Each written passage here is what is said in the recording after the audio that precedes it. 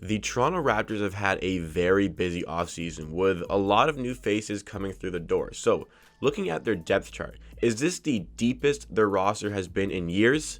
Let's get into it.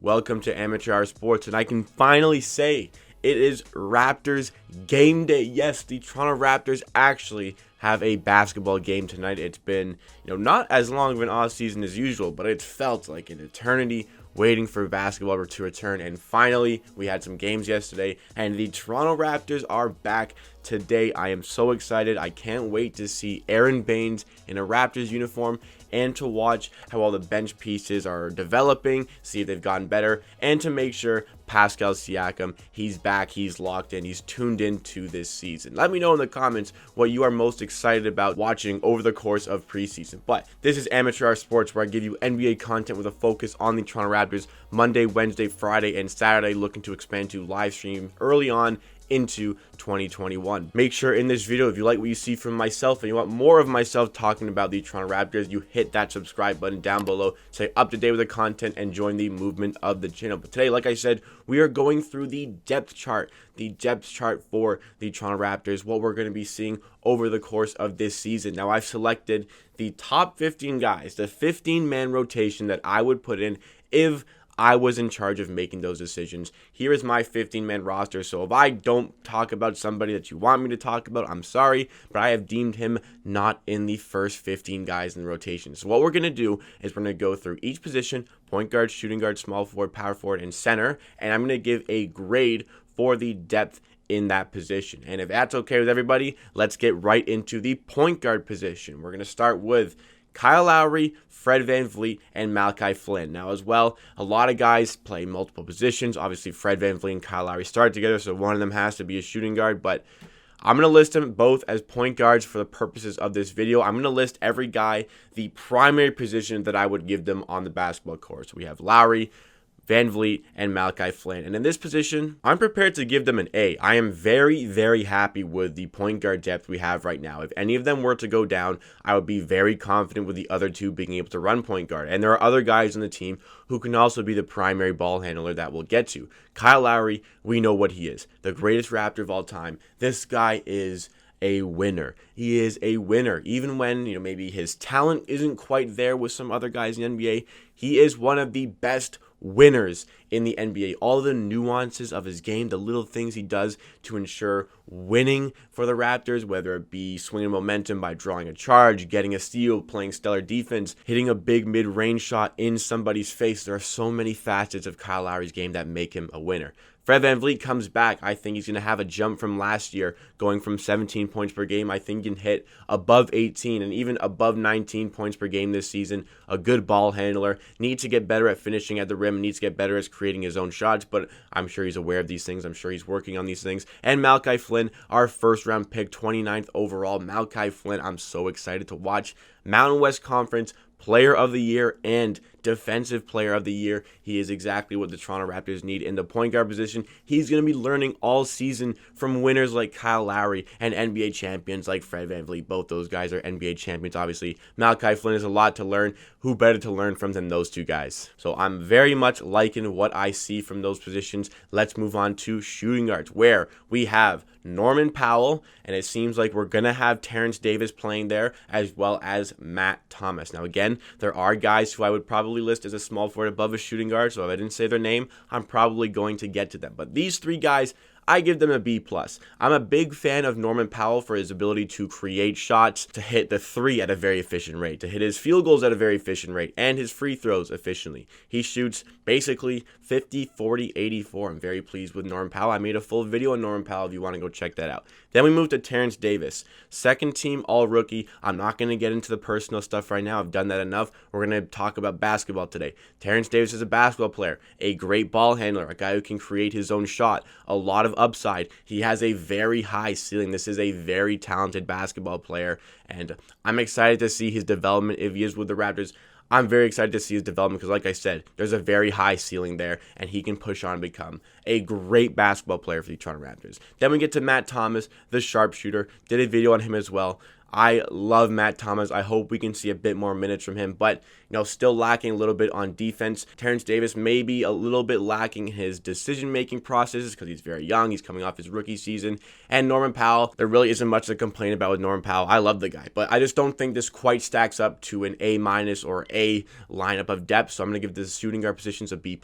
Then we move to the small forward positions, and oh my goodness, do we have small forwards on this roster. In this position, I'm going to list OG Anunoby, DeAndre Bembry, Paul Watson, and Patrick McCaw. Now, starting with OG Anunoby, what can I say about OG Anunoby? He is fantastic. I love his defense. I love what he brings on offense as well. He's a great shooter. And on defense, I'm just going to get into his defense. This guy can guard any position on the basketball floor. In the playoffs, he even played in the center position. I always thought he could guard center, but I never really saw it. So I was like, hey, definitely can guard 1 through 4. Probably can guard the center position as well. And then he showed it in the playoffs, albeit against Daniel Tice, who's not, the most formidable big in the NBA, but still did his job. OG Anunoby got a ton of rebounds, won a lot of jump balls in the overtime game in the Boston Celtics series, which is big in overtime to swing possessions in your favor, whatever. OG Anunoby, fantastic defender, good on offense. I'm expecting a big jump from OG Anunoby as well. I think he as well has a very high ceiling.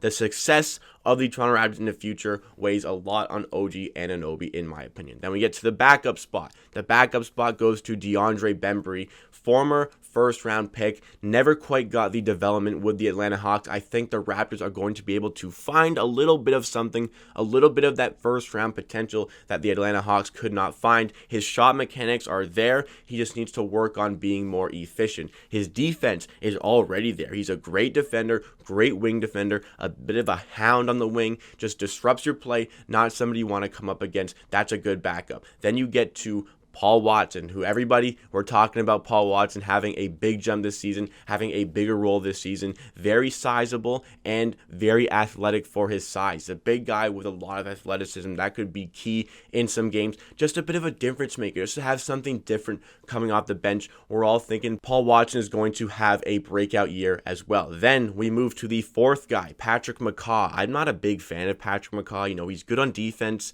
lacks quite a bit on offense. I don't know what you guys think. I don't think there are a lot of people on this channel who are really big fans of Patrick McCaw, but nonetheless, for me, he fits into that top 15-man rotation, and the Raptors coaches, for some reason, seem to like this guy. I mean, he's goated for winning 3 rings in his first 3 seasons of his NBA career, but I just don't think he's quite up to the standards of some other guys, so he's fourth choice in the small forward position, and he does manage to make the 50-man rotation. What I give the depth at small forward is, again, a B+. It's good, but it's not quite up to the A standard. I think if there was a bit more shooting coming off the bench, that would be a bit better. OG Anunoby obviously still needs to work on creating his own shot and shooting off the dribble, but still B+, nothing to be ashamed about there. Then we move into the powered forward position where I only have 2 guys. Pascal Siakam and Chris Boucher. Now with Pascal Siakam, this is an all-star starter. This is second team All-NBA. And I think Pascal Siakam, after averaging 22.9 points per game, is going to be even better. He's hungry. He knows he was awful, just awful in the playoffs. And he has that desire and hunger to work and make it even better this season to ensure that does not happen again. I think he's going to come out with more points per game. I think he's going to come out with similar efficiencies, looking at about 47% from the field, 35% from 3. I think he'd even clean those numbers up a little bit more. But I think Pascal Siakam's coming out hungry. I think there's a potential for another All-NBA appearance this season and another All-Star appearance. Maybe he can even get that starting spot again. Then we move to Chris Boucher, the backup. We've talked about him a lot on the channel as well. I think Chris Boucher is going to be the backup power forward and the backup center. I think he's more suited to the power forward position. Very athletic for a big, can get rebounds, can get blocks, even on bigger guys. Gets his blocks, times his blocks very well. He's just not quite yet up to the point where I'm going to fully trust him to consistently hit threes, but really getting there, showing strides of getting to that point eventually with his 3-point shot. That is very promising. I give the power forwards an A- for their depth. Pascal Siakam, one of the best players in the NBA, in my opinion. Then you get your backup. Not quite, elite of a backup role, but I'm still very happy with Chris Boucher. A-. That's a good grade for the depth there. Then we move to the center positions. I think this is where we lack a little bit. Starting center, Aaron Baines, backup Alex Len. Then you also have Henry Ellenson. I give the center position a B-. I'm happy with Aaron Baines. I'm very happy with Aaron Baines. I think that he's exactly what the Raptors need in a center. On offense, he can spread the floor. He can set hard screens. Really good in the pick and roll. Gets offensive rebounds. Cleans up at the rim. Is good at shooting floaters. He can get his points from the outside, get his points from the inside. And then on defense, a very good stopper, a very good rim protector, highly intelligent player. This is a good player. However, getting older and very injury prone, that could be a problem for the Raptors. And depth is going to be important, but I think that's where they lack the most in their depth. You move to the backup spot. You have Alex Len, who is kind of sneakily developing a three-point ball. We'll see if the Raptors have worked on that, and if the Raptors can kind of master that three ball for him, see if he can actually spread the floor in his time in Toronto this season. We'll have to see. I have absolutely no idea what's going to happen there, but he's sneakily showing that potential to be able to do so. So keep that in mind with Alex Len. But 7 feet tall, gets rebounds, he hustles, plays decent defense. He's just lacking a little bit from fundamentals. Again, a former first-round pick with the Atlanta Hawks. Didn't quite get the best out of his development. Maybe the Raptors can find something there. But at the moment, just your average backup big, nothing spectacular. Then you move to Henry Ellenson, and this is an interesting one. Hasn't really gotten a big role anywhere in his career, but what he does have is efficient three-point shooting, and that's great to have something different coming off your bench in the big positions. I'm excited to see what Henry Ellenson can bring to this team, but again, doesn't quite stack up to a proper backup in this position. For me, he's just not quite there. I have to see a little bit more before I'm proven that he can be that backup option in the center position. So the centers, they get a B- for their depth. I think that is the position that needs the most work. I was contemplating even giving them a C+, but I think Aaron Baines brings a lot. And if he stays healthy, we're looking good. If he gets injured, we may have a bit of a problem. I think we're also going to see a lot of Chris Boucher playing in the backup center position. I would just list him as a power forward for the purposes of the depth chart. Obviously, a lot of rotation. Every guy on this list can probably play multiple positions, at least 2 positions. Maybe not Alex Len, but everybody can play at least 2 positions other than Alex Len. So we're in business. This is the most depth the Raptors have had in years. Like, there are guys not in the top 15 who are also decent players. Like, I wouldn't put O'Shea Brissett, Elise Johnson, or Stanley Johnson in the top 15, but O'Shea Brissett, I mean, I'm not a huge fan of him. Some guys like him. He's a good hustle player. He brought some good stuff in games last season where he featured.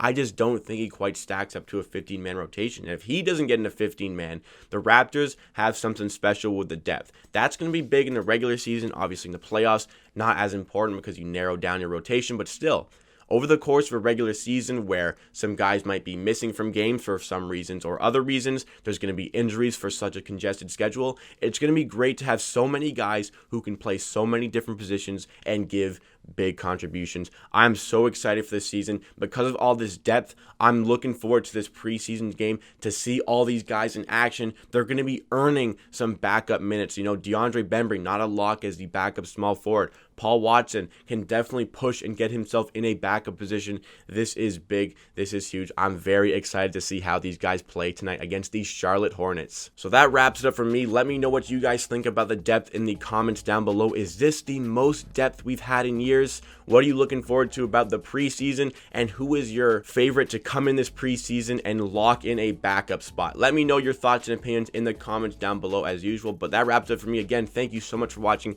If you are still here, please like the video if you like and subscribe to Amateur Hour Sports for more content just like this. Remember, Monday, Wednesday, Friday, and Saturday for the videos, and early on in January, no set date yet, we plan to get into live stream. You can check out the community tab on the channel for more information about that. Follow me on Twitter, follow me on Instagram, and that's it. At the end of the day, I believe what I say. If you disagree, that is okay. We'll see you again tomorrow for another video.